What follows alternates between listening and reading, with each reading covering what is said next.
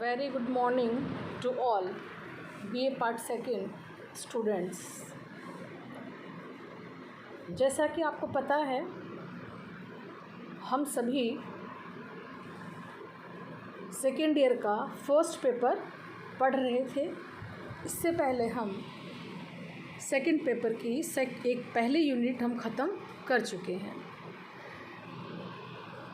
अब इसमें अपने को पढ़ना था वन संसाधन।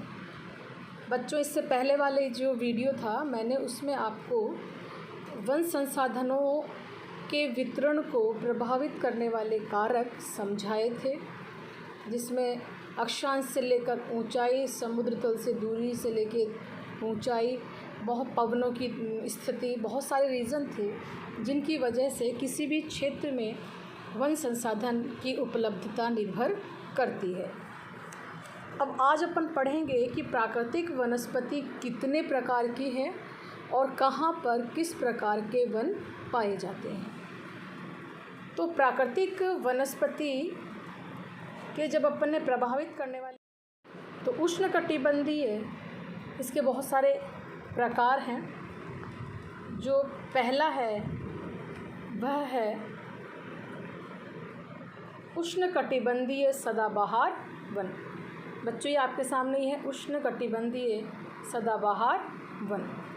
तो उष्णकटिबंधीय सदाबहार वन जो हैं ये कहाँ पाए जाते हैं, इनमें दो चीज़ें समझ में आ रही है। एक तो उष्णकटिबंध यानी कि ये 0 डिग्री अक्षांश से बहुत दूर नहीं है, क्योंकि अपन उष्णकटिबंधीय अक्षांश 0 से 30 डिग्री अक्षांशों के बीच को बोलते हैं। तो दूसरी बात, ये सदाबहार वन है। सदाबहार का वन का मतलब है कि ये वृक्ष कभी भी साल में पूरी पत्तियां अपनी एक साथ नहीं गिराते हैं, है ना। तो इस प्रकार के वन जो पाए जाते हैं वह भूमध्य रेखा से 10 डिग्री उत्तर और 10 डिग्री दक्षिणी अक्षांशों के मध्य पाए जाते हैं। किधर? 0 डिग्री भूमध्य रेखा से 10 डिग्री ऊपर और 10 डिग्री नीचे, यानी कि उत्तर और दक्षिण अक्षांशों में पाए जाते हैं। ख़ास तौर से ये दक्षिण अमेरिका के अमेजन बेसिन, अफ्रीका के कांगो बेसिन, इंडोनेशिया, सुमात्रा, जावा, बोर्नियो, मलेशिया, जितने भी देश जिनके बीच में से भूमध्य रेखा निकलती है वहाँ सभी इस प्रकार की वनस्पति पाई जाती है। मतलब कहाँ पर? भूमध्य रेखा के बीच में, जहाँ भी जिस भी जगह पर भूमध्य रेखा पाई जाती है, निकलती है, उन सभी स्थानों पर उष्णकटिबंधीय सदाबहार वन पाए जाते हैं। ये जो वन होते हैं इनके लिए औसत वर्षा 200 सेंटीमीटर की आवश्यकता होती है और लगभग 20 डिग्री से 30 डिग्री औसत तापमान की आवश्यकता होती है। मतलब कि ये जो पेड़ होते हैं इनको अधिक तापमान और अधिक वर्षा दोनों की आवश्यकता होती है। इन पेड़ों में की विशेषता ये है कि ये जो वृक्ष होते हैं बहुत बड़े, मतलब इनकी ऊंचाई, औसत ऊंचाई तो लगभग इनकी अपन मान सकते हैं 50 मीटर के आसपास रहती है। बाकी कुछ पेड़ों की ऊंचाई लगभग 100 मीटर तक भी हो सकती है। इन पेड़ों की पत्तियां जो होती हैं वो बहुत बड़ी होती हैं, बड़े साइज़ की होती हैं। ये वृक्ष बहुत सघन बोले तो पास पाए जाते हैं। इन वृक्षों के नीचे जो वृक्षों पर जो ज़मीन होती है नीचे की तरफ, उसमें अक्सर दलदल रहती है और उसमें से छोटी छोटी लताएं निकलती हैं जो मुख्य वृक्ष के ऊपर चलती हैं। इन वृक्षों पर जो ज़मीन है वो दलदली इसलिए रहती है कि जो पेड़ नीचे से बड़े होते हैं वो ऊपर जाते जाते एक दूसरे से बिल्कुल छू जाते हैं, टच कर जाते हैं, तो सूर्य की किरणें जो थी वो नीचे नहीं पहुंच पाती, तो वहाँ पे दलदली ज़मीन हो जाती है। ये जो इस प्रकार के वृक्ष जो हैं मुख्य रूप से, या इस प्रकार की वनस्पति जो होती है मुख्य रूप से कौन कौन से वन पाए जाते हैं, जिसमें आबू नस,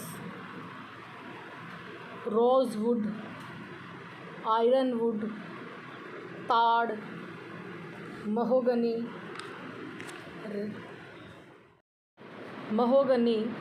ताड़, पारानट, ऑयल पाम आदि जो है वृक्ष पाए जाते हैं।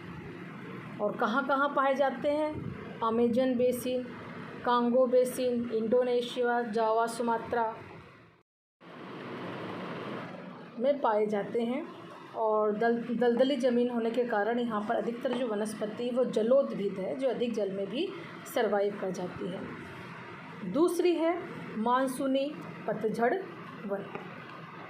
मानसूनी पतझड़ वन, अब अपने को मानसून से मतलब क्या समझ में आता है? वह प्रदेश जहाँ पर कि मानसून प्रकार की जलवायु पाई जाती है। मानसून का मतलब है मौसम विशेष में जहाँ पर वर्षा होती है वह मानसून कहलाता है। मानसून का मतलब ही मौसम से होता है। तो इस प्रकार की वनस्पति जो पाई जाती है वो पाई जाती है दोनों गोलार्धों पर, उत्तरी गोलार्ध और दक्षिणी गोलार्ध में 15 डिग्री से 25 डिग्री अक्षांशों के मध्य पाई जाती है। चूँकि इन वृक्षों में मानसूनी प्लस एक चीज़ और जुड़ी हुई है, पतझड़ वन, डेसिडुअस फॉरेस्ट। पतझड़ से तात्पर्य है वह फॉरेस्ट जो कि साल में एक मौसम में अपनी पत्तियों को गिरा देते हैं एक साथ। तो हमारे भारत में कब गिरती हैं पौधों में पतझड़? कब आता है? जब गर्मी, जब सर्दियाँ ख़त्म होने वाली होती है, अपने को आता है ना, उस वक्त हम ग्रीष्मकालीन ऋतु में जब गर्मियाँ तेज़ हो जाती तब पत्तियाँ, बारिश जब सर्दियाँ जब तेज़ होती हैं तो पत्तियाँ गिर जाती हैं। तो इस प्रकार की जो वनस्पति होती है वो भारत में, दक्षिणी पूर्वी एशिया के इंडोनेशिया में, मलेशिया, अफ्रीका में, उत्तरी ऑस्ट्रेलिया में, दक्षिणी ब्राज़ील में और दक्षिणी पूर्वी संयुक्त राज्य अमेरिका में और दक्षिणी चीन में, मतलब जहाँ भी मानसूनी जलवायु पाई जाती है उन सभी जगहों पर यह मानसूनी वनस्पति पाई जाती है। इस क्षेत्र में क्या विशेषता है कि जहाँ पर मानसून से वर्षा होती है, मतलब 90% वर्षा जो है मानसून के द्वारा ही होती है। इन प्रकार के जो वनस्पति, इसके लिए गर्मियों में औसत तापमान 27 डिग्री सेल्सियस और सर्दियों में औसत तापमान जो है वो 10 से 27 डिग्री सेल्सियस के बीच में रहता है। और यहाँ पर इनके लिए जो औसत है वो एक औसत वर्षा जो है 150 सेंटीमीटर तक पाई जाती है। इन वृक्षों में कौन कौन से वृक्ष मुख्य रूप से होते हैं? पीपल है, गूलर है, शीशम है, आम, महुआ, नीम, यूकेलिप्टस, पलास, सैमल, ये सभी जो वृक्ष है ये सब मानसूनी वृक्ष पाए जाते हैं। सागवान है, साल है, बरगद है ना।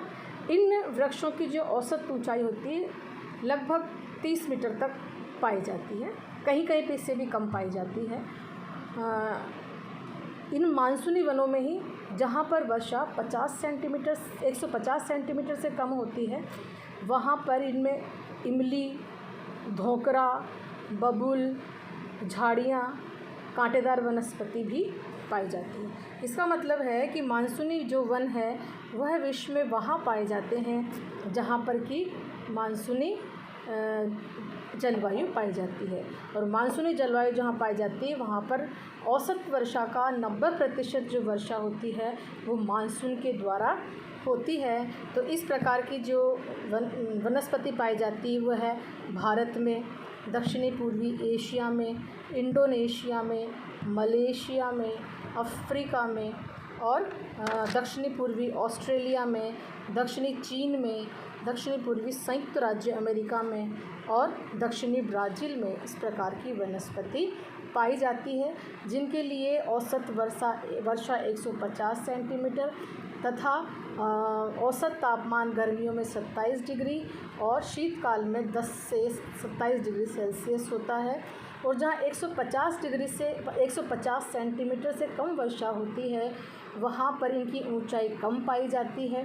ऐसे वृक्षों में बबूल, धोकरा, इमली इस प्रकार की वनस्पति मुख्य रूप से होती है। अब आती है नेक्स्ट उष्णकटिबंधीय सवाना वनस्पति। देखो बच्चों, आपको ये दिख रहा है, उष्णकटिबंधीय का मतलब है, मैंने आपको पहले भी बताया था, वह अक्षांश जो कि 0 से 30 डिग्री अक्षांशों के बीच में है। तो इस वहाँ इनके बीच में जहाँ भी स्थित होगा तो उष्णकटिबंधीय अक्षांशों में पाई जाती है सवाना वनस्पति। सवाना से मतलब है अफ्रीका में एक सवाना वनस्पति, एक सवाना घास पाई, जिसका मतलब ही होता है घास का मैदान। तो इस प्रकार की जो वनस्पति पाई जाती है उसको अपन कहते हैं उष्णकटिबंधीय सवाना वनस्पति। और यह पाई जाती है अपने 8 डिग्री से 30 डिग्री उत्तरी और दक्षिणी अक्षांशों के बीच में पाई जाती है। और इसमें आप पढ़ना बच्चों, इसमें लिखा हुआ है कि सवाना जो वनस्पति है ये ज़ुआना, स्पेनिश एक वर्ड है, इससे मिलके बना है। ज़ुआना से मतलब होता है घास का मैदान।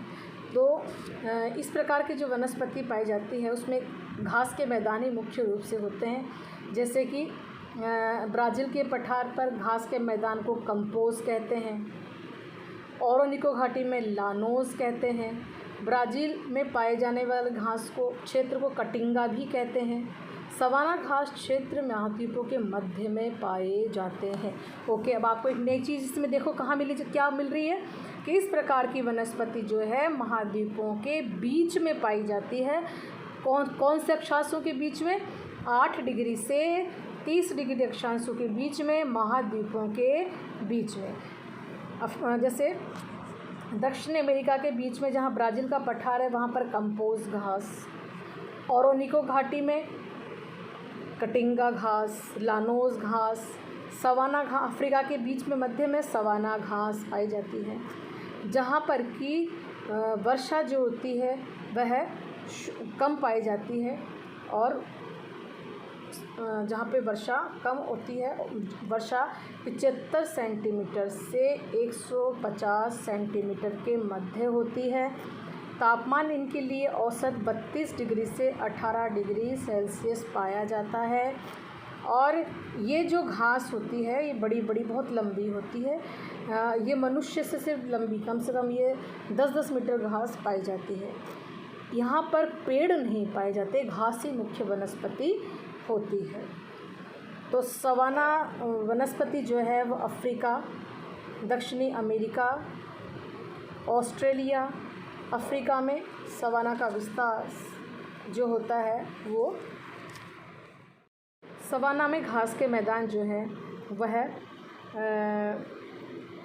पाए जाते हैं। इनकी ऊंचाई लगभग 3 मीटर तक होती है। तो इसमें कई प्रकार के आपको नाम मिल जाएंगे जब आप पढ़ेंगे। जैसे सवाना के जो जंगल हैं, है ना, यहाँ पर आसपास में पेड़ पौधे भी पाए जाते हैं, है ना। और ये अक्सर जो सवाना घास जो होती है ये सदाबहार वनों के पास, सदाबहार वन कहाँ अफ्रीका में कहाँ पाए जाते हैं? सदाबहार वन अफ्रीका में भूमध्य रेखा के आसपास पाए जाते हैं। पार्कलैंड सवाना का एक प्रकार है, जो कि इस प्रकार की जो सवाना घास होती है वो झाड़ियों के बीच में पाई जाती है, और जिसको अपन पार्कलैंड कहते हैं। जो पार्कलैंड जो है दक्षिणी अफ्रीका में सर्वाधिक पाई जाती है। कहाँ पर? पार्कलैंड घास जो है वो दक्षिण अफ्रीका में सर्वाधिक पाई जाती है। सवाना की झाड़ियाँ, इस प्रकार की जो झाड़ियाँ होती है अधिकतर मरुस्थलीय भागों में पाई जाती है। इसमें आप लोगों को कई प्रकार की घास पढ़ेंगे आप, मैंने आपको नोट्स भेज रही हूँ। जैसे सवाना सेरेडो, ये सेरेडो जो है ब्राज़ील के मीनास गेरास में पाई जाती है। कैंपो सेरेडो जो है ये भी ब्राज़ील में ही पाई जाती है, मतलब कि दक्षिण अमेरिका में पाई जाती है। ठीक है, अब आते हैं नेक्स्ट भूमध्य सागरीय वनस्पति। तो भूमध्य सागरीय वनस्पति से तात्पर्य है वह वनस्पति जो कि भूमध्य सागर के आसपास पाई जाती है। और भूमध्य सागरीय जलवायु जहाँ पर पाई जाती है, भूमध्य सागरीय जलवायु की विशेषता होती है कि वहाँ पर शीतकाल में तो वर्षा होती है और ग्रीष्मकाल शुष्क होता है। आपको ये चीज़ हमेशा दिमाग में बिठा के रखनी है कि भूमध्य सागरीय वनस्पति जो है वहाँ पाई जाती है जहाँ पर भूमध्य सागरीय जलवायु पाई जाती है। और भूमध्य सागरीय जलवायु की विशेषता जो है वो यह है कि यहाँ पर ग्रीष्मकाल शुष्क और शीतकाल में पश्चिमी पवनों के द्वारा वर्षा होती है। इस प्रकार की जो वनस्पति है वह 30 डिग्री से 40 डिग्री उत्तरी और दक्षिणी अक्षांशों के बीच में पाई जाती है। और विश्व में कहाँ कहाँ पाई जाती है इसी प्रकार की? स्पेन, पुर्तगाल, ये सब आप अपने मैप में देखिएगा। ये सभी जो स्पेन है, पुर्तगाल, इटली, इज़राइल, टर्की, लीबिया, उत्तरी अमेरिका, ये सभी जो है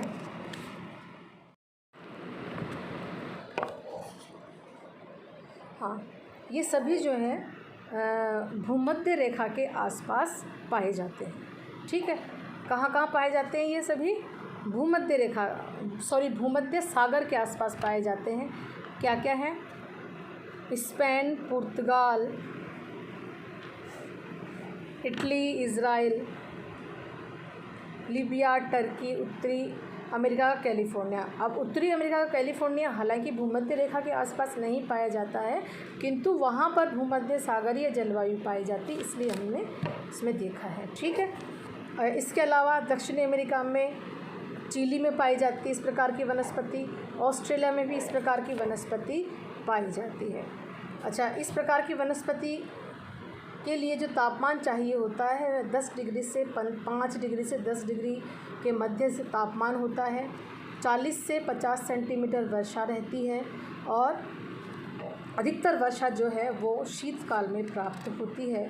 इस प्रकार की वनस्पति जो है अधिकतर जो रसीले जो फल होते हैं उनके लिए प्रसिद्ध होती है।